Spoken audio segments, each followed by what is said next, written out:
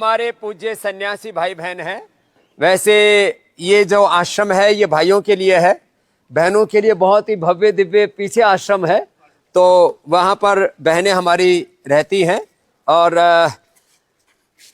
एक बात, कोई संस्था हो, कोई संगठन हो, कोई समाज हो या राष्ट्र हो, तो अंग्रेजी में पूछते हैं हु इज द सक्सेसर, इनका उत्तराधिकारी कौन है।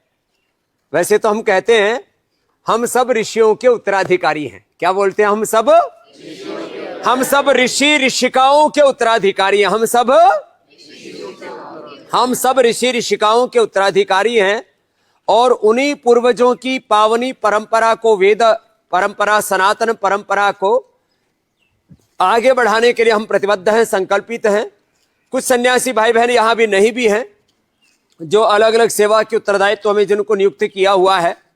लगभग 15 वर्ष पहले 2009 में यह हमने सन्यासियों का एक आंदोलन शुरू किया, एक तरह से सन्यासी निर्माण का, राष्ट्र निर्माण के लिए, सनातन धर्म की, भारत माता की सेवा के लिए ये बहुत बड़ा अनुष्ठान प्रारंभ हुआ। कुछ बच्चे इसमें बीए एमए आदि करके आए थे, कुछ देश में, कुछ हमारे जो है पूज्य स्वामी जी, हमारे आत्मदेव जी की तरह ऑस्ट्रेलिया आदि विदेश में पढ़ करके आए थे, और बाकी यहां पर पढ़ लिख करके अब तैयार हो गए हैं भारत माता की सेवा के लिए। और हमने हमेशा कुछ ऐसे विचार रखे हैं, कुछ ऐसे अपने थॉट प्रोसेस, आइडियोलॉजी, उसमें कोई भ्रांति नहीं। हमारे यहाँ डूज और डोंट्स को लेकर के कोई भ्रांति नहीं, और सन्यास में तो कोई भ्रांति का स्थान ही नहीं है, कोई संशय का स्थान ही नहीं है। संसात्मा विनश्यति। और उस पूरी प्रक्रिया में यहाँ पर हमारे लगभग 200 से अधिक सन्यासी भाई बहन हैं, और वो सब यह योग का आंदोलन, आयुर्वेद का आंदोलन, स्वदेशी का आंदोलन, शिक्षा का आंदोलन, चिकित्सा का आंदोलन, कृषि का आंदोलन, और अब तो पूज्य आचार्य श्री ने विज्ञान और तकनीक का भी आंदोलन शुरू कर रखा है, इतिहास का भी आंदोलन, और इतिहास का भी ऐतिहासिक आंदोलन शुरू कर रखा है। अब आचार्य जी के सामने 2-3 नए नए बिंदु आ गए, तो इतना एक्साइटमेंट हो रहा कि कितने वर्ष पुराना आचार्य जी बता रहे थे? 19 लाख वर्ष पुराना आयुर्वेद के इतिहास को हमने पहुंचा दिया है। 19 लाख वर्ष पीछे तक पहुंचा दिया अभी तक। क्योंकि जब भी हम बात करते थे 5000 साल पुरानी भारत की संस्कृति, इतना शर्म आती थी हमको। मैंने कहा इतने हजारों लाखों करोड़ों, हम अपना सृष्टि संवत कहां से शुरू करते हैं? 1 अरब 8 लाख 125 तो पूरे अभी चल रहा है, पूरा हो गया। 1 अरब 96 करोड़ 8 लाख 53,125 वर्ष, ये तो हमारा सृष्टि संवत, माने करीब 200 करोड़ वर्षों से हमारी सृष्टि की यात्रा प्रारंभ होती है, और हमारा इतिहास हमने 5000 सालों में समेट दिया। तो पूज्य आचार्य जी ने उसको कितने वर्ष पुराना पहुंचा दिया? 19 लाख तो हमारे पास एविडेंस है। 19 लाख के तो एविडेंस ले लिए लोग, आर्कियोलॉजिकल एविडेंस। और एक तो भी नया एविडेंस मिला, वो क्या आचार्य जी, तरह वो भी रहस्य उद्घाटन कर दो। क्या माला मिली? नहीं, जो बीट्स मिलते हैं, बीट्स जो मणके होते हैं ना, माला के मणके, तो वो पत्थरों के जो बने हुए हैं, वो कार्बन डेटिंग होती है, उनको कहते हैं उस कार्बन डेटिंग। कार्बन डेटिंग से 90,000 वर्ष पुराना, 90,000 वर्ष पुरानी माला खोज लिया आचार्य जी ने। तो खोज माला गांव में नहीं मिला। नहीं, वो माला में उसमें जो इंटरेस्टिंग है वो सब स्वीकार करते हैं, जितने भी जो आर्कोलॉजिकल सर्वे वाले हैं, जो उसकी कार्बन डेटिंग होती है, ये सब लोग मानते हैं कि वो 90,000 वर्ष पुरानी है। पर उसमें जो इंटरेस्टिंग बात क्या है कि इतिहासकार ही जो जैसे कहते हैं ना, पाषाण युग, लोह युग, ताम्र युग, जो युगों की गणना करते हैं, ये भी एक बहुत बड़ी बकवास, बहुत बड़ा झूठ चलता है। उसमें क्या पाषाण युग, महाराज जी, उसमें लगभग 10-11 हजार साल से पहले वो युग, पाषाण युग भी 15-20 हजार साल तक जाते हैं। जब 80-90 हजार साल पहले जो माला के मणके बने, वो मणके न तो पत्थरों जैसे, हाँ, उसके इससे भी छोटे, हाँ, पत्थरों के अच्छे डिजाइन है। ये तो रुद्राक्ष है, वो तुम्हारी पत्थरों की मणके, इससे भी छोटे माला मणके, और उसमें छिद्र कैसे हो जाएगा? और डिजाइनदार है, पत्थरों से ना तो छेद हो सकता, ना डिजाइन बन सकता। तो क्योंकि धातु की भी एक आयु होती है, जितने भी धातु हैं, चाहे लोहा, चांदी आदि, तो वो धातु उस टाइम पर जिन धातुओं का प्रयोग किया होगा, तो वो उसमें नहीं मिलेगा, खदान पे नहीं मिलेगा, मतलब खदान से मतलब बाहर कहीं मिलेगा नहीं सुरक्षित, क्योंकि उनकी जो बाहर मिलता है वो 12-15 हजार साल तक का मिलता है। तो 15 हजार साल मिलने से लोग ऐसा मानते हैं कि 12,000-13,000 साल पहले धातुओं का युग शुरू होता है। पर जो धातु का जो काम किया गया है, क्योंकि पत्थर को गलना नहीं था, तो पत्थर के अंदर जो डिजाइन किया गया है वो धातु के बिना संभव नहीं था। तो ये वाली चीज, पाषाण युग का की जो प्रतिमा घड़ी थी आचार्य जी ने उसको ढा दिया, तो पूरा पाषाण युग की प्रतिमा। और वो हम तो सतयुग, द्वापर, त्रेता और कलयुग ये तो क्षण का काल मानते। वो कहते हैं हम शुरू हुए शून्य से, हम कहते हैं हम शुरू हुए शिखर से, ये तो पतन का काल देख रहे हैं हम।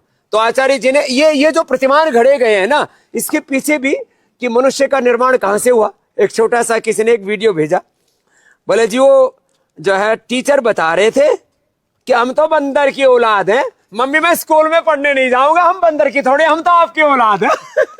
तो हमको बंदरों की औलाद बताते, बताओ, ऐसे बच्चों को दिमाग में भी ना उतरे वो सिखाते।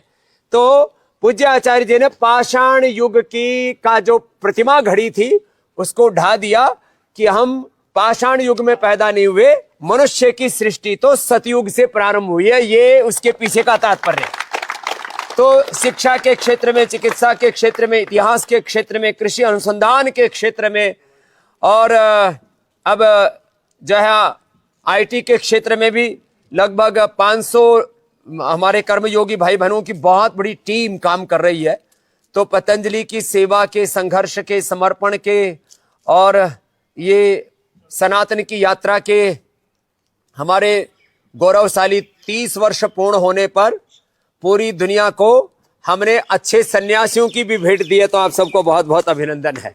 और जो है ये अनुष्ठान ऐसे ही चलता रहेगा। ये तो हम थोड़ा थोड़ा परिचय दे रहे हैं। आज से 20 साल पहले हमसे लोग पूछते थे पूज्य आचार्य जी के बाद और आपके बाद कौन। मैंने कहा अभी तो हम ही हैं, हम कौन से बुढ़े हो गए। बोले नहीं, आपके बाद कौन। तो ये बात शुरू हो जाती है 25 साल के बाद ही। जब आप 25 साल के बाद होते तो आपके बाद को संसार की रीति है। और अब सारी दुनिया में एक बात कही जाती है कि जितने विद्वान सन्यासी, जितने विदुषी सन्यासिनी पतंजलि में है, वैसा संयोग भी शायद दुर्लभ है। हम किसी के साथ तुलना तो नहीं कर रहे हैं, लेकिन यह भी एक बहुत बड़ी बात है कि वेदानुकूल परंपरा से, वेद शास्त्रों की शिक्षा दीक्षा से दीक्षित और अपने उस सनातन परंपरा में पूरी तरह प्रतिष्ठित सन्यास का अधिष्ठान भी पतंजलि योगपीठ संस्थान में है। और मैंने कहा वो संस्था, वो संगठन, वो समाज, वो राष्ट्र और वो संस्कृति सुरक्षित रहती है जिसकी आने वाली पीढ़ियों की भी तैयारी की जाती है।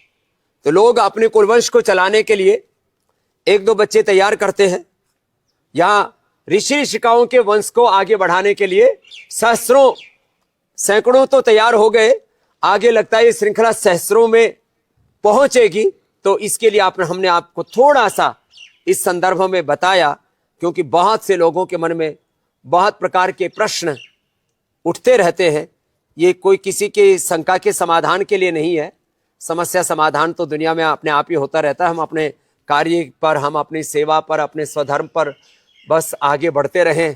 तो ऐसे ही ये पतंजलि संन्यास आश्रम। और एक बात इसमें थोड़ी सी जोड़ देता हूं, जब हमारे पास में संन्यास आश्रम नहीं था, हमारा संन्यास आश्रम बाद में बना, सन्यासी पहले तैयार हो गए। ये भी एक बात है। गुरुकुल बाद में तैयार हो गया हुआ, विद्यार्थी पहले आ गए। ये भी एक बात है। और योग भवन बाद में तैयार हुआ, योग पीठ बाद में तैयार हुई, योग पहले छा गया पूरी दुनिया में। आयुर्वेद का ये जो पूरा आज इतना बड़ा साम्राज्य पूरी दुनिया में चल रहा है, भवन बाद में, संकल्प पहले। तो ये सारी प्रक्रिया, विश्वविद्यालय बाद में बना, विद्यार्थी पहले आ गए। औषधालय बाद में तैयार हुआ, रोगी पहले आ गए। माने लोगों को भरोसा नहीं होता कि ऐसे भी काम होता है दुनिया में।